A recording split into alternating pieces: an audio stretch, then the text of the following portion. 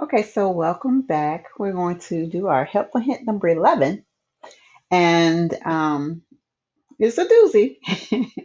What we want to do is we want to take the data that we've been gathering collectively for our content, and we want to create a data dashboard. We're going to take that data dashboard and we're going to put it in Schoology on our Schoology page for the students and anyone who comes in. Okay, so just bear with me. Let's first talk about some expectations.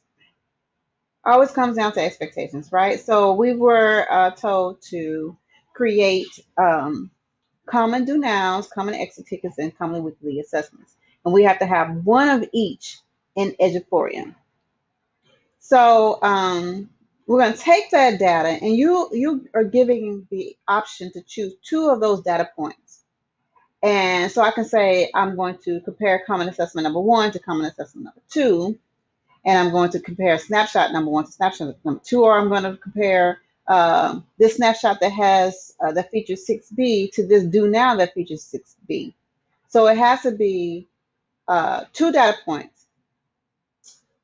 I'm doing a common assessment and a snapshot, but I have to compare them to their counterparts. So two common assessments to common assessment, two snapshot to snapshot, teak to teak. I have this teak in the snapshot, but I also have this teak in the do now. So you just have to figure it out. But we need two different things, and both of them have to be compared. Hopefully that makes sense. Okay. And you're going to pull the data from Eduphoria. The whole point of having you create these mini formative assessments and stuff is that you can have a ample amount of data that you can kind of focus on certain things to really go into and be detailed with the students and personalize certain things and get to the root cause of some of the misunderstandings. So you're gonna pull the data from Eduphoria, and then we're gonna put in Schoology. So let's walk through this, okay? Just stay with me.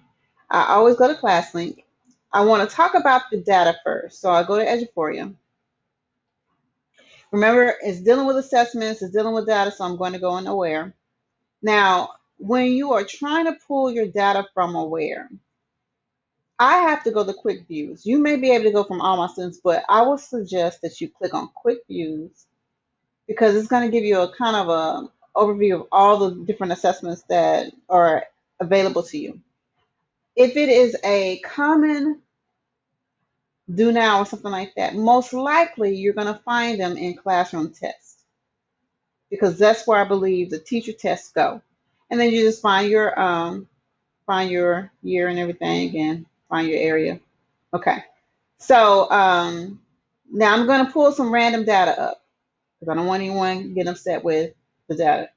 I'm pulling some random data up, and then we're going to talk about how to. Okay, that didn't give me anything, so I need to go somewhere else. Hold on, y'all. Okay, so I just went and pulled some random data up. The knee-jerk reaction is it tends to show you cumulative what that particular campus, how they scored. And you want to pay attention to what's provided. Underneath the actual campus, it has different special populations that are identified and how these students fare for those. So total students, raw score, percent score, approaches, meets, masters, and then the date it was taken. It's taken back in 2017, so hopefully it's no one in particular data. Now, to find your data, you want to make sure, I don't know if yours come up like this or if it comes up with yours.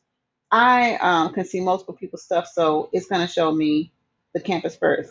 So if I want to go to an individual teacher, I will go to this icon here that looks like a person, and I'll click on that. And this is some old data, so you may not know the people. That's good. But it would, for me, my view, I can see everyone's specific counts and data points. You may only be able to see your own. Okay. So but the whole point is these over here these icons under here are filters, and it provides different things that you can kind of select. You also have different filters up here. The best bet is just to play around with these things. And then because there are people who are fine tuning the reports and you may find something up here that is tailored to really what you're wanting. But right now, I would say just go here and then go to this icon.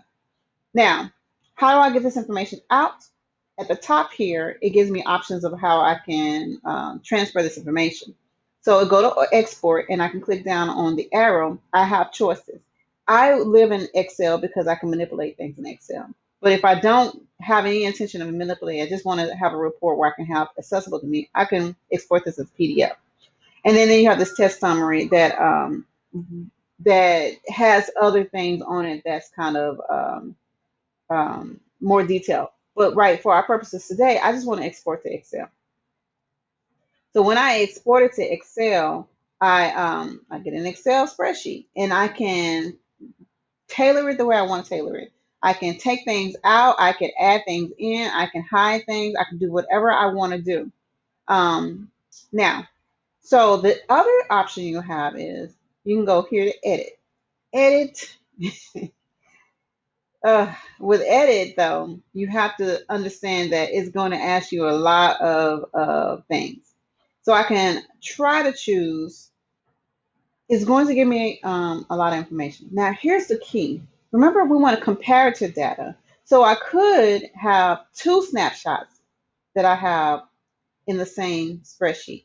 So I'm going to go down to, so I'm in test right here, defaults to test. I go to snapshots again. I find this year, 2017-18, in ninth grade, and I find the other biology, another biology snapshot. I'm going to drag snapshot 2 over here. So now I have snapshot 3 and snapshot 2 here. And you can go in and you can alter all these things, like be very specific on what you want and summarize. I'm not going to do all that, but I am going to keep that and I'm going to update. So now when I look at this comparative data, I actually have two different sets of points of data. So if I go now and export to Excel, I have a lot to work with. So when I go into it, I can go and tailor it the way I want it tailored. I don't need all this information. I don't need all this information. Okay. I just need to, I don't, whatever, if I'm Miss David, I'm not going to have all this information. In fact, I probably want to make it, I probably don't want to look like this. I probably want to go to sections right here at the top. This is your course and your section. So, one second, hold on one second.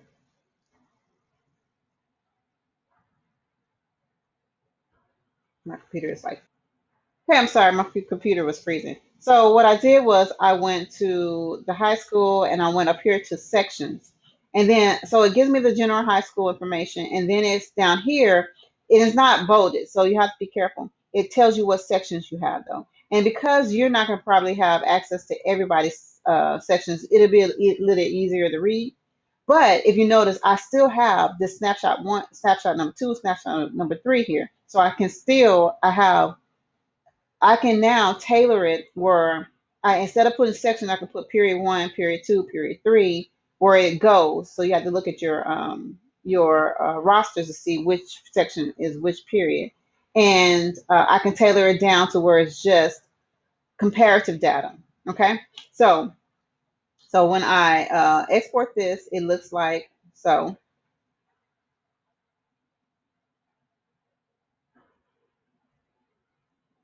Looks like this. And I can go in and I can delete. Oh, that's not what I want to do. That is not what I'm trying to do. I don't know what it did.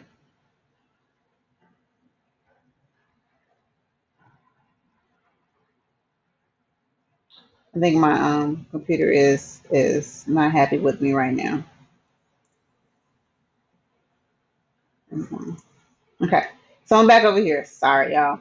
I want to highlight certain things. I can hide them or I can delete them.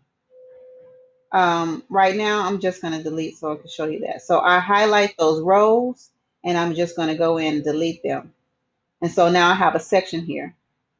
And then I can do that Same thing up to the next section. Now, what I probably would do, oh, I should have told you that, just um, for those people who don't play around in Excel, don't do that yet. Always make a copy of your original, and then you can start modifying the copied ones. Okay. So I'm going to get it down to where it has just the sections. Okay. I don't even know if y'all can see this.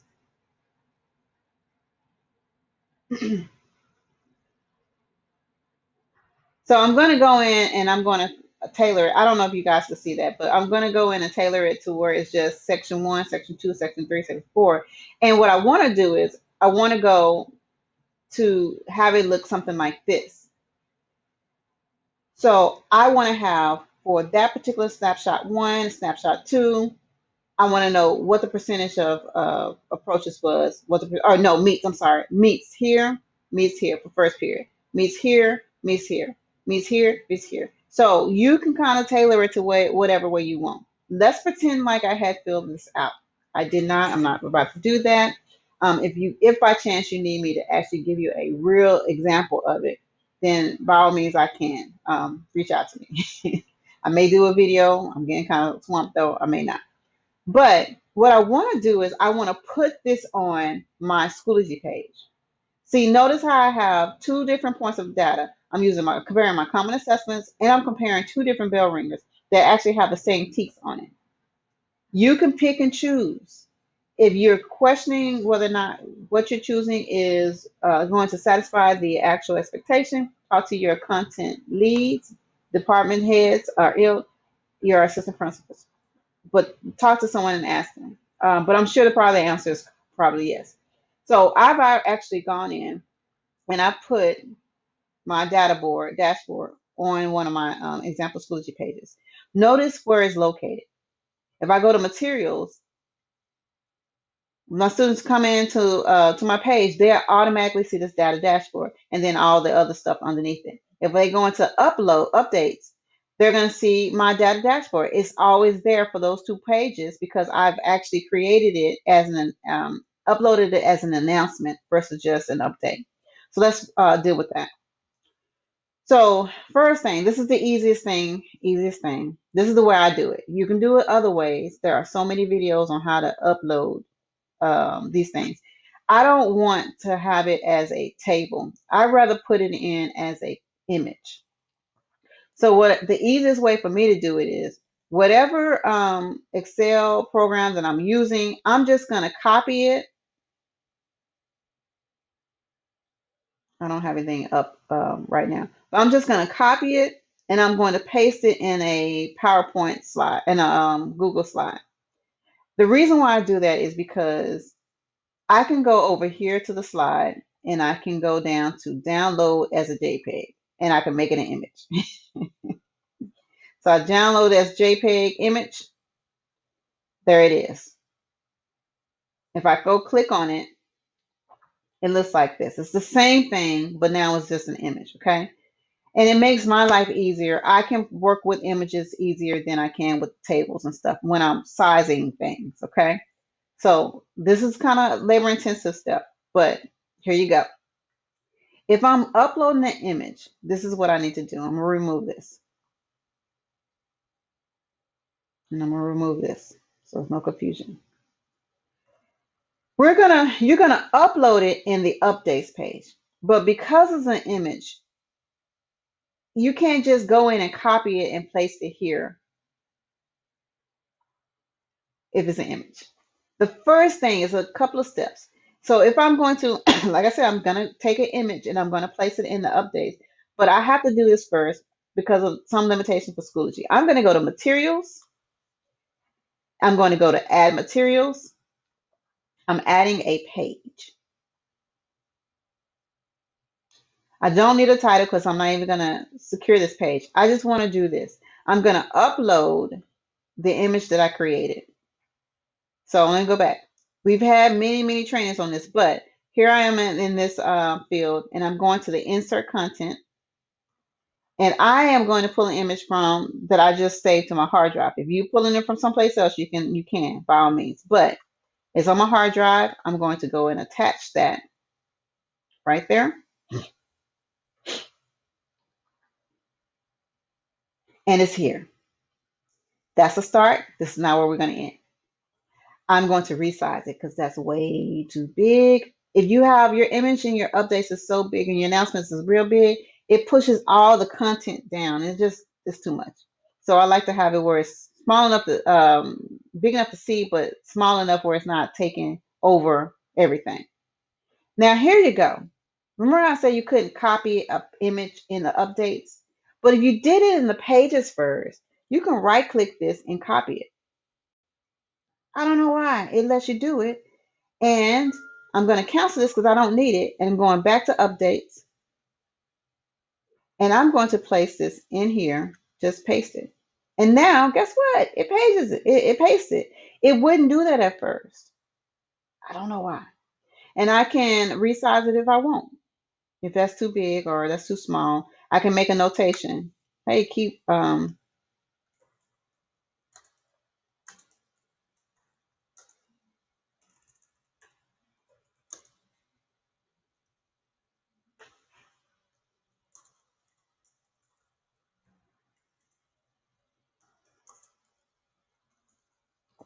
okay, I can do whatever I want to do.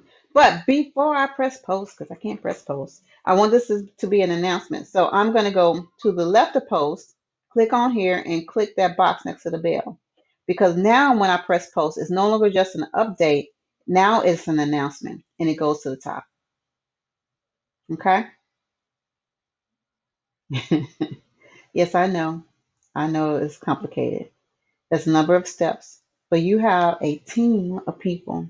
If you have a collaborative team, you need to start using each other and get some of this stuff done in your content planning time, during your content planning time. Have one person working on this and one person working on that, and then you can kind of get it done.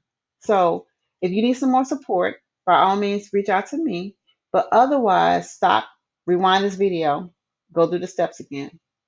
Um, Hopefully that helps. It's a long video, but hopefully that helps. Okay? Bye.